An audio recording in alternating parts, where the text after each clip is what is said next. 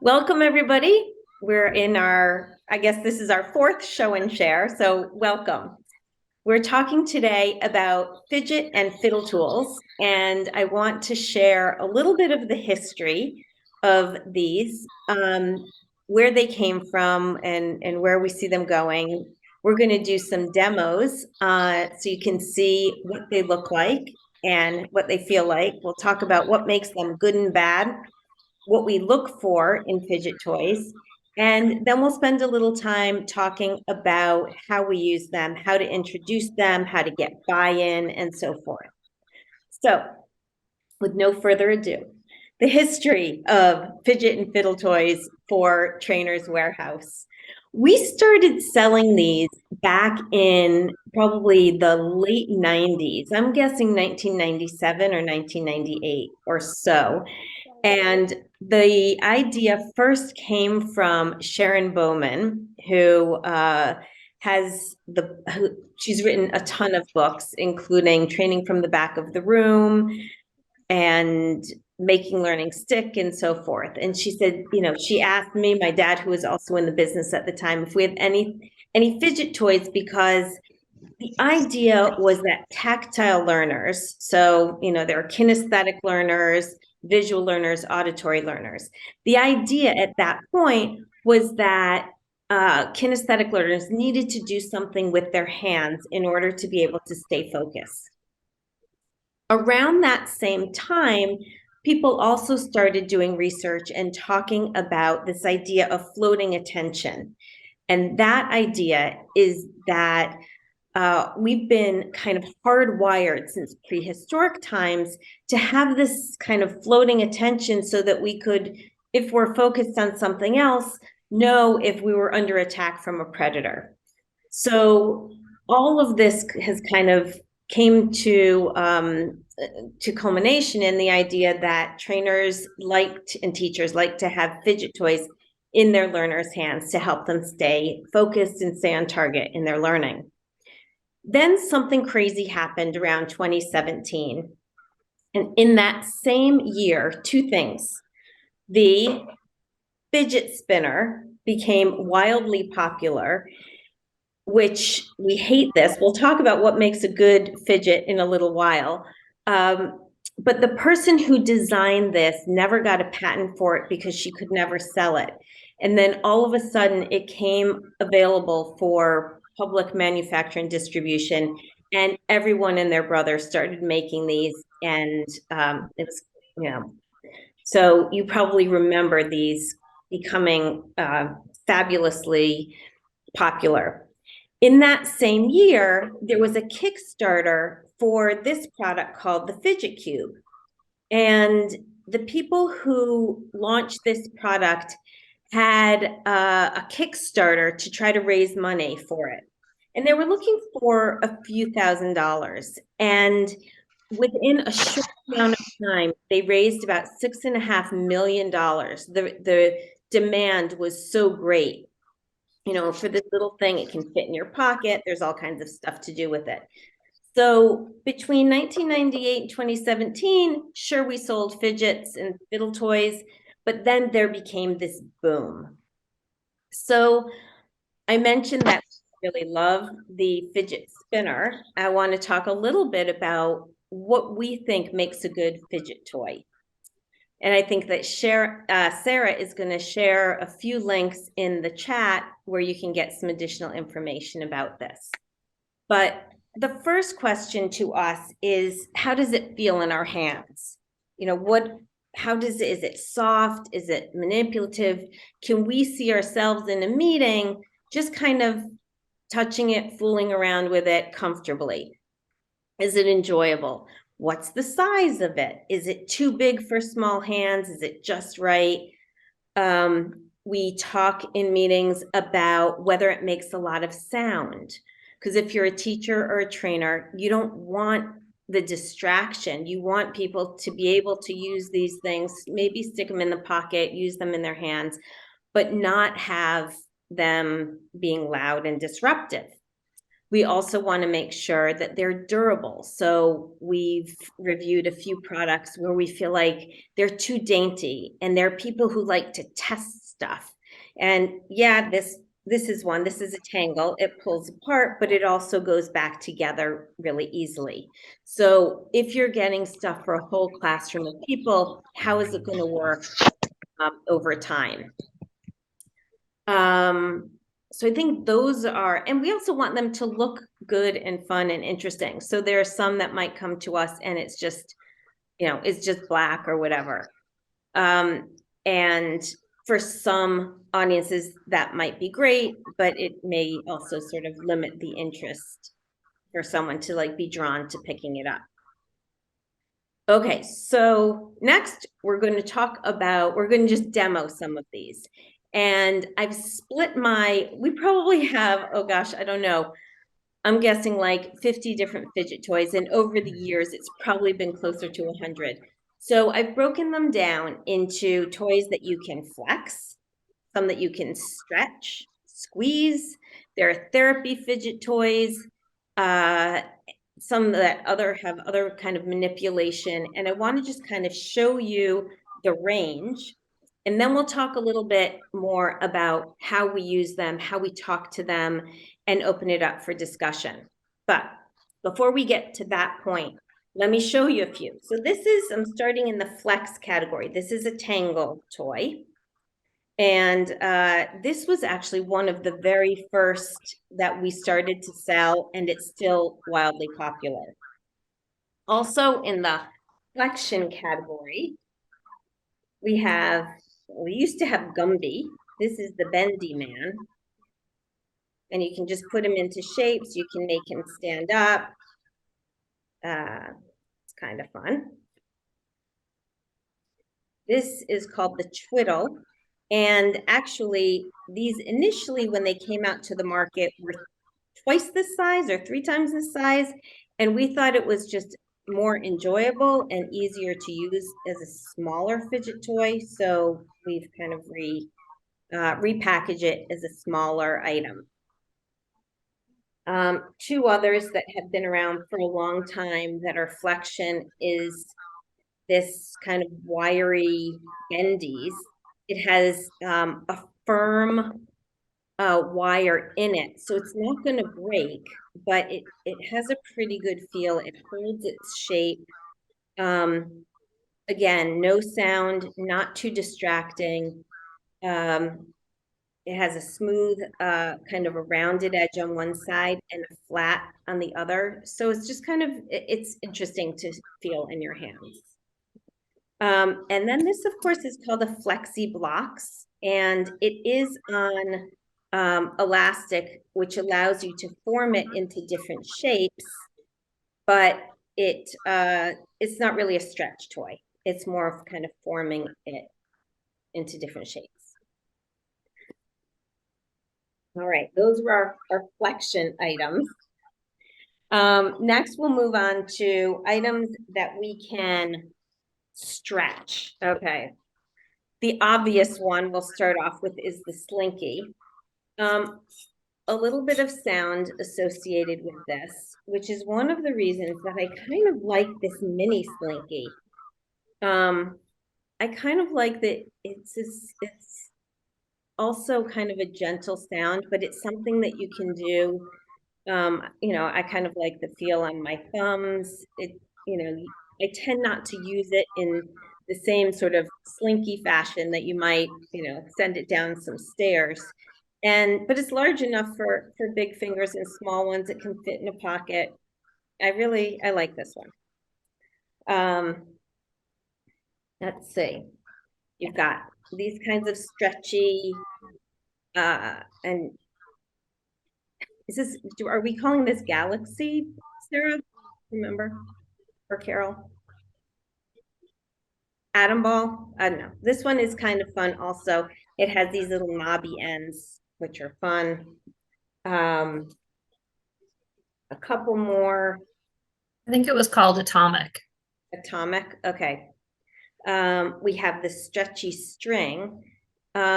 This, I imagine, could be a little bit distracting, but you can also just sort of wrap it around your fingers, stretch it this way. Very durable.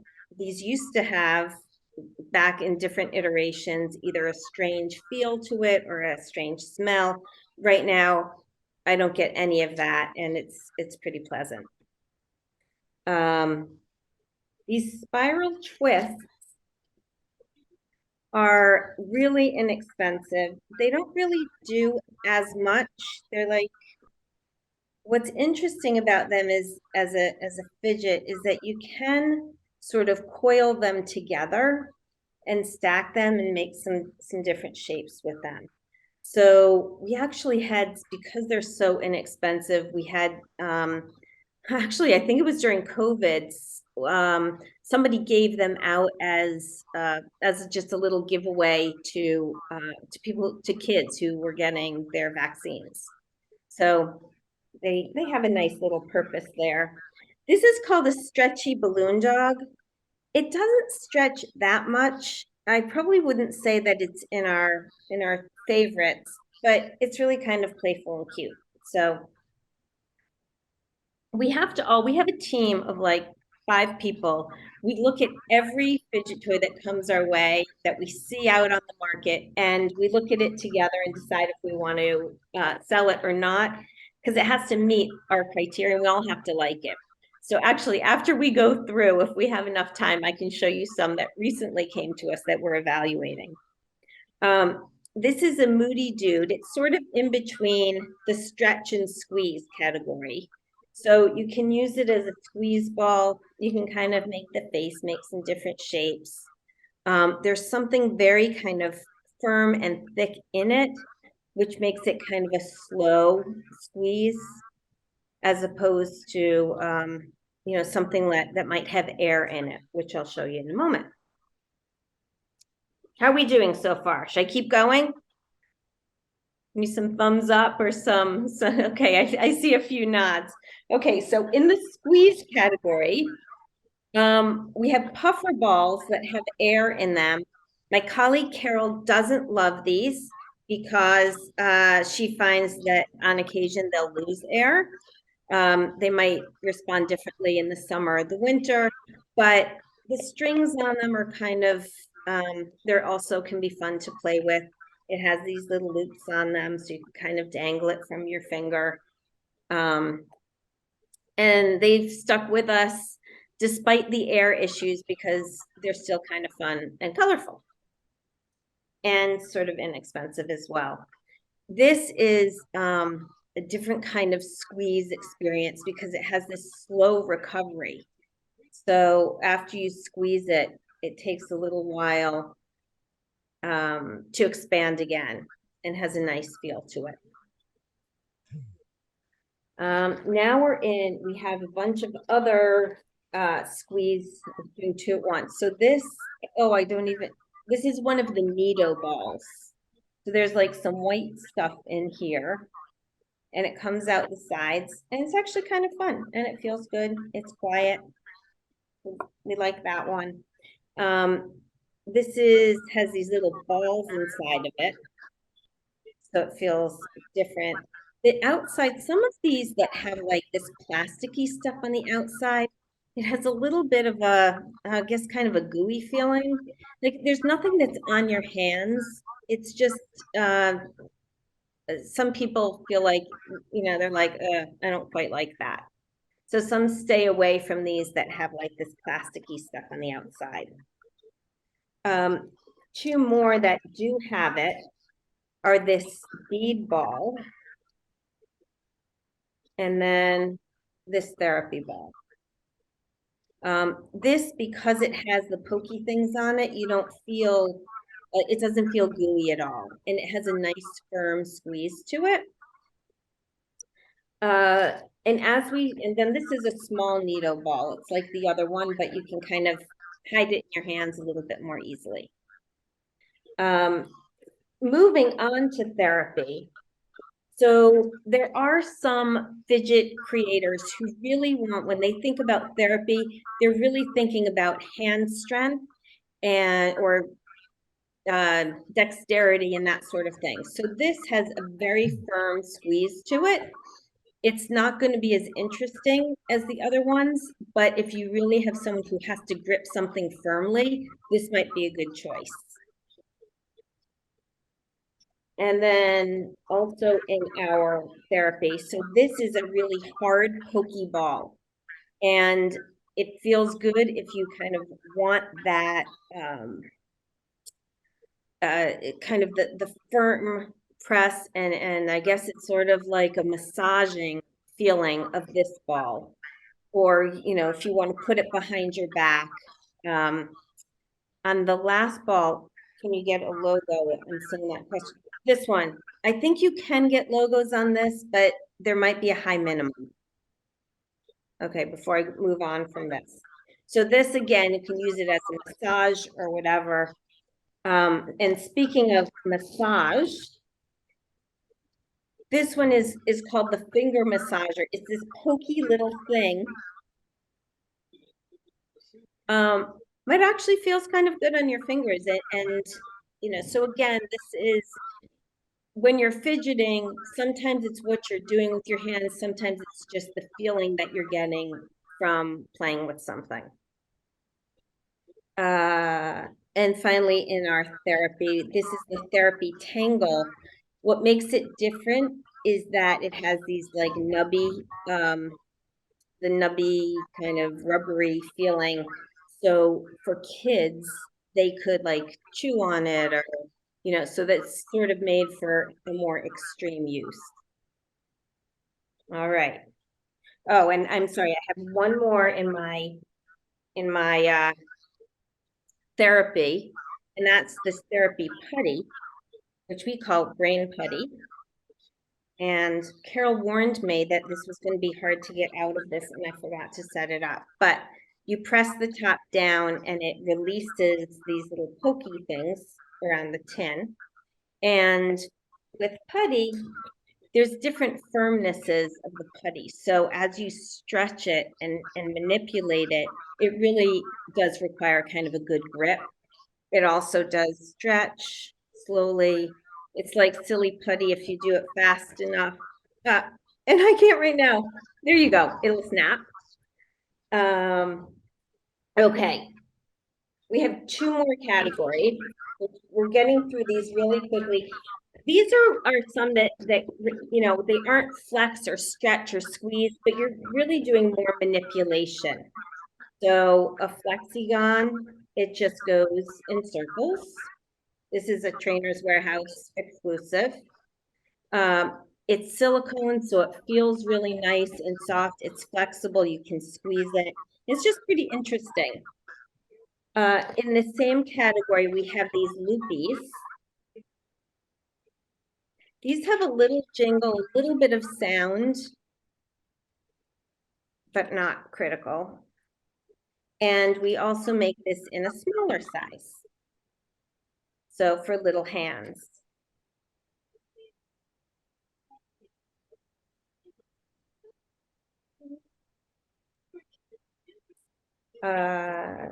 And then a couple more. Those are all Trainers Warehouse exclusives, as is the Helix. And we like this because it makes some cool shapes. You can kind of set it on a table and create little Helix. And it's perfectly quiet. Similarly, Swingos, the 3 loops, you know, stick them around your finger, swivel them. It looks kind of cool and interesting. Again, it's quiet, but interesting looking and interesting to manipulate. And then we have the cube. Sarah, Carol, somebody. This is kind of a cool one. It just opens in infinite directions. Okay. All right, so those are a lot of the ones that we love. These, we also, I would put them in the light category because This is kind of a cool one, but it can be noisy. So we encourage that with the caveat that noise has to be okay. This is the same with the clicks. And kind of the same with this one. This is also Trainer's Warehouse. We don't think it's a lot of noise. And it feels nice in your hands, but it does have a little bit of sound associated with it. This is another Trainer's Warehouse exclusive. It's a gyrobe, and really interesting. It's pretty quiet, but it's a handful. So it might be distracting if you have, younger kids or whatever. So that's my quick demo of some of the fidget toys that have kind of lasted the duration and have been with us for a long time. So next big question. How do you explain these? We have heard from people, and as we talk about them at trade shows and so forth, that there are some people who say, I like to just put them out on the table and not say anything about them because they make the environment fun, and I don't want to tell people what they're all about. So for those folks, what they'll do is they'll put them on the table and they'll just see who tends to pick them up. And maybe later on, they'll have a conversation about why they're there. And they'll talk about kinesthetic learners. They'll talk about floating attention. They'll talk about, at the end of the meeting, if they haven't said anything to start, they might say, how did this affect our meeting? Like, what can we learn? How did this go for all of us? And, time and time again, we hear people say, oh my God, that was our most productive meeting. I don't know if it was the toys or what, but that was really good. So we see other people who have them on their tables and they'll take that opportunity to use them as an opportunity to do a game or a lesson with them. So how did we stretch your mind today and grab a stretchy tool? Or if they're on the table, we might say, okay, we've talked a lot about a lot of different topics. Find something on the table and come up with the learning point that item is going to remind you of what you've learned. And so people might say, okay, there are really three types of people, and I realize that in order to work together and get along, we really need to integrate with one another better. You get the idea. So as metaphors to set the environment, some people give them as prizes at the end of a session. And, and people will say, I like this so much. It reminds me of this. Can I take it with me? And we hear people saying, yes, yes, yes, please do. And others are going to need to collect their materials before they go. Because there are a lot of different tactile preferences, we've put together a bunch of different sets. So some of those sets are just a question of the number of units in the set, and we want to make sure that you have enough and variety for whatever number of people you have.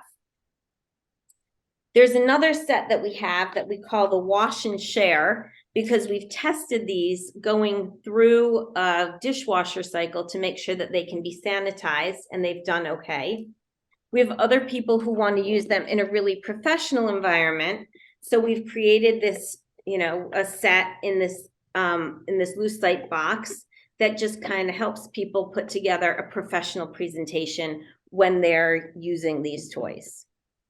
So we have oodles of different sets to satisfy a range of different needs. So I think that's kind of the bulk of fidget toys and training, and we can leave it at that. And I thank everyone for being here. If you have additional questions or want to hop on and share your thoughts, we'll be here for a while. So thank you all.